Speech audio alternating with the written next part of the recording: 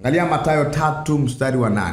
Inasema, basi zaeni matunda ya pasayo toba. Maana yake onyesheni kitu kinachoonyesha kwamba mmegeuka. Ndo zaeni matunda. Matunda ni mbegu, sio mbegu. Matunda ni matokeo kile ambacho kimefanyika, sio mbegu ya jambo, ni matokeo ya jambo. Kwa kama mmetubu kweli, mtaona kwenye matunda yake, mtaona kwenye mwenendo. Kwa Yohana alikuwa anawaambia Mafarisayo na Masadukayo waliokuja awabatize kama wameamini ubatizo wake na waonyeshe matokeo kwa vitendo. Simple. Ndo maana yake. Kwenye Marko 1:4, Marko pia anaandika, Yohana alitokea akibatiza nyikani na kuhubiri ubatizo wa toba liletalo ondoleo la dhambi. Huwezi ukakuta wakati Yohana anabatiza watu wanalia, kwa sababu Yohana wakati anabatiza alikuwa anawaambia wamwamini Yesu au wamwamini atakaye kuja nyuma yake. Ndio maana kwenye Yohana 1:29 alisema, tazama mwana-kondoo wa Mungu aichukuaye dhambi ya ulimwengu. Kwa hiyo alikuwa ana point watu kwa Yesu. Kwa alipokuwa anawabatiza alikuwa anawaambia mimi siye, wamwamini atakaye kuja.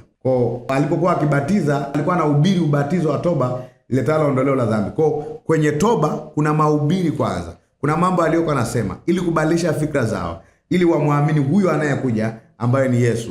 Wakimwamini Yesu ndo anapata ondoleo la dhambi. Anasema toba liletalo ondoleo la dhambi. Ndo maana kwenye Luka 24:47 anasemaje? Na kwamba mataifa yote watahubiriwa kwa jina lake habari ya toba na ondoleo la dhambi. Tukichukua maneno ya Marko tungesema watahubiriwa habari ya toba liletalo ondoleo la dhambi, kwa sababu neno na pale, toba na ondoleo la dhambi, sio kiunganishi. Kiunganishi kwa Kigiriki wanatumia neno de, lakini hapa wametumia neno kai. Kai inatumika kuelezea kitu kingine. Kwa mfano nikisema leo tunatembelewa na rais na amiri jeshi mkuu wa majeshi yote ya ulinzi Tanzania, ni mtu mmoja, lakini nimeweka na pale. Kwa rais na amiri jeshi mkuu ni mtu mmoja.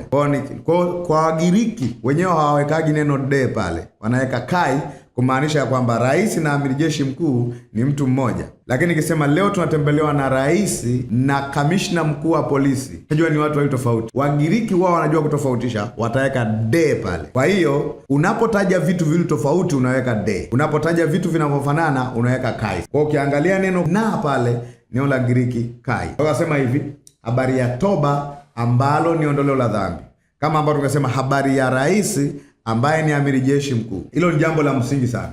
Kwa toba haina uhusiano wa moja kwa moja na maombi. Toba ina uhusiano wa moja kwa moja na kugeuka.